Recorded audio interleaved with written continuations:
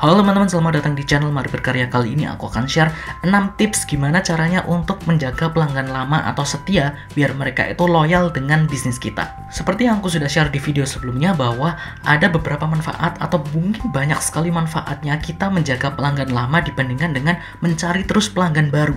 Nah, gimana sih caranya kita mempertahankan pelanggan lama biar mereka itu lebih loyal ke kita, lebih setia dengan brand atau bisnis kita? Ada 6 tips yang akan aku share dan aku pribadi melakukan hal yang sama di bisnisku. Yang pertama adalah identifikasi dan kelompokkan pelanggannya. Jadi kalau misalnya aku pribadi, aku juga mengelompokkan pelanggan-pelangganku. Contohnya seperti ini. Jadi dari beberapa pelanggan yang sudah membeli di bisnisku, katakanlah, aku akan kelompok-kelompokkan mereka. Contohnya kalau misalnya aku jualan sepatu, katakanlah aku jualan sepatu, nah aku akan kelompokkan mana orang yang suka sepatu A. Sepatu tipe A maksudnya, sepatu jenis A.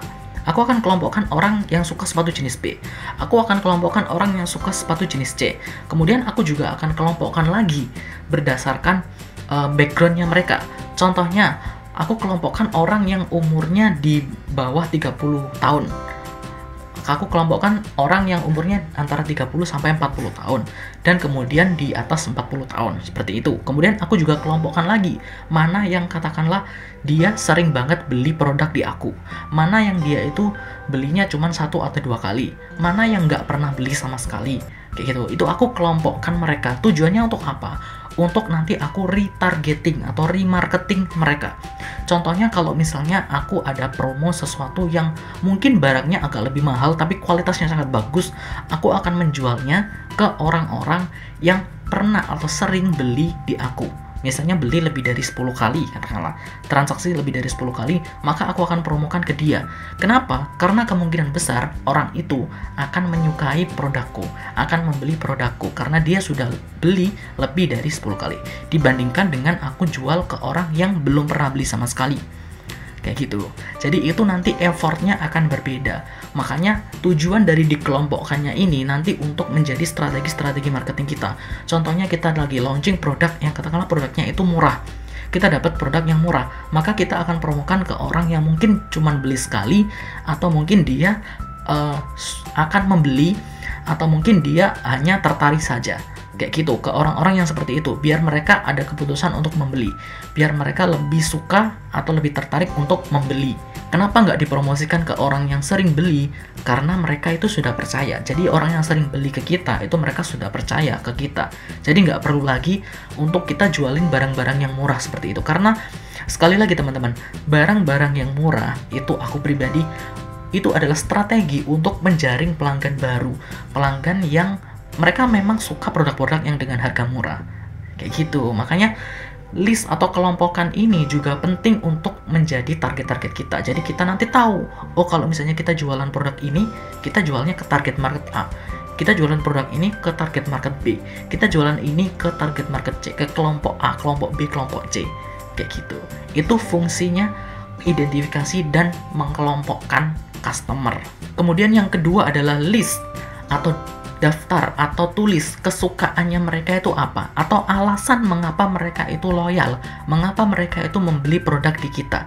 Dan kita harus tanya itu secara langsung ke customernya. Kita harus chat dia, Kak, Gan, Sis, atau siapa, kita pengen tahu kenapa sih kakak beli produk di kita, apa sih alasannya kakak menyukai produknya kita.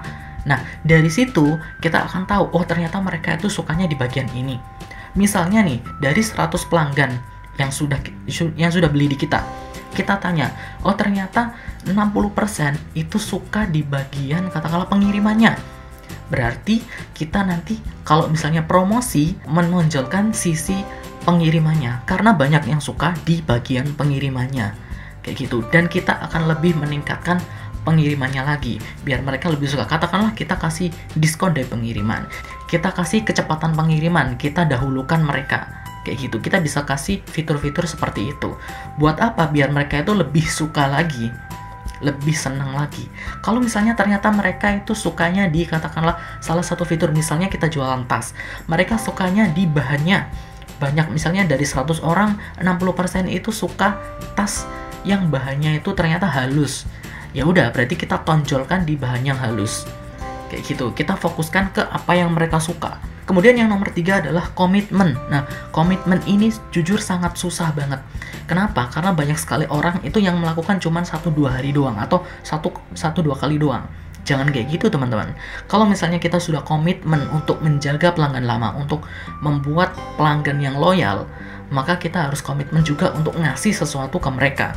Contohnya kalau misalnya kayak tadi, ternyata kita tahu kelompok A, katakanlah kita sudah mengelompokkan kelompok A yang beli paling banyak, beli lebih dari 10 kali. Setelah kita riset, setelah kita tanya, ternyata kesukaannya mereka adalah di bahannya. Ya udah, kita berkomitmen untuk selalu memberikan bahan yang bagus, yang disukai oleh mereka. Kayak gitu, kita harus komitmen, jangan hanya sekali 2 kali doang, seterusnya. Kemudian yang nomor 4 adalah kita harus juga aktif di media sosial. Seperti yang kita tahu, sekarang itu zamannya medsos banget gitu. Apalagi kalau misalnya target market kalian adalah anak-anak muda yang hobi banget main Instagram, hobi banget main Twitter, hobi banget main TikTok, hobi banget main Facebook katakanlah. Nah, kita harus aktif di berbagai sosial media. Tidak harus semuanya ya. Seperti yang sudah sering aku bilang, kalau kita jualan, kita itu jangan fokus di semua sosial media. Kita harus cari minimal 1 atau 2 sosial media yang dimana di situ adalah paling banyak target market kita, paling banyak orang yang mau membeli produk kita, dan kita harus fokus di sana, fokus bener-bener 100% di sana. Kita sering update status, nggak hanya jualan loh ya. Biasanya nih teman-teman kalau misalnya update status di sosial media, katakanlah di Instagram, selalu update-nya itu tentang jualan Instagram toko ya, Instagram bisnisnya kita. Selalu tentang produk baru, jualan, nggak kayak gitu teman-teman. Coba kalian lihat brand-brand besar deh, apakah mereka update statusnya selalu jualan? Aku yakin enggak. Mereka itu update-nya misalnya ada meme, atau ada info baru, atau ada hal-hal yang lucu, video-video lucu, video-video viral dan sebagainya. Mereka itu posisinya di situ gitu loh. Posting-postingannya itu seperti itu. Bukan selalu produk baru, enggak kayak gitu. Makanya kalian harus tetap aktif meskipun tidak ada produk baru. Jadi jangan jadi halangan kalau misalnya aku mau posting apa, nggak ada produk baru kok. Enggak, masih banyak hal atau cara yang bisa kita upload. Seperti yang aku sudah jelaskan di video ini, atau link di description box di bawah, aku sudah jelaskan tipe atau jenis konten yang bisa kita share, terutama di Instagram. Kemudian yang nomor 5 adalah adakan event atau acara. Nah, event atau acara ini tidak harus offline ya. Kalau misalnya sekarang lagi masa pandemi seperti ini, apalagi sekarang lagi PPKM, kalian nggak bisa tentunya melakukan event atau acara secara offline. Nah, kalian adakan secara online. Contohnya apa acara itu? Misalnya giveaway, atau misalnya quiz, atau misalnya live, misalnya kalian komunikasi dengan subscriber kalian atau pelanggan kalian kayak gitu. Atau misalnya kalian bikin wawancara eksklusif dengan seseorang atau dengan customer kalian yang loyal. Kalian bisa adakan acara itu untuk membangun hubungan dengan customer, biar mereka ingat, oh ternyata ada ya produk ini, oh ternyata aku pernah beli produk di sini, oh ternyata produk ini masih aktif ya, brand ini masih aktif ya, oh ternyata kayak gini ya. Nah, sehingga kalau misalnya nih ada seseorang yang butuh, misalnya kita jualan tas katakanlah, ada seseorang yang butuh tas. Nah, kita akan jadi top of mind mereka karena kita ada event, dan di event itu kita harus melibatkan mereka juga. Kemudian yang nomor 6 adalah jaga kualitas. Tentu saja kalau misalnya kita itu ingin pelanggan yang loyal, ingin customer kita itu baik, ingin customer kita itu membeli lebih banyak dari kita atau setia dengan brand kita, maka kita harus jaga kualitas dari produk kita. Tidak hanya kualitas produk, kualitas pelayanan juga, kualitas pengiriman juga, kualitas customer service juga, kualitas komplain juga. Jadi ada banyak sekali hal yang kita perlu jaga kualitasnya. So itu tadi 6 tips gimana caranya untuk menjaga customer lama biar customer lama itu jadi customer atau pelanggan yang setia atau loyal ke bisnis kita, dan kita bisa mendapatkan peningkatan omset atau pemasukan yang lebih lagi dari bisnis kita melalui pelanggan-pelanggan itu.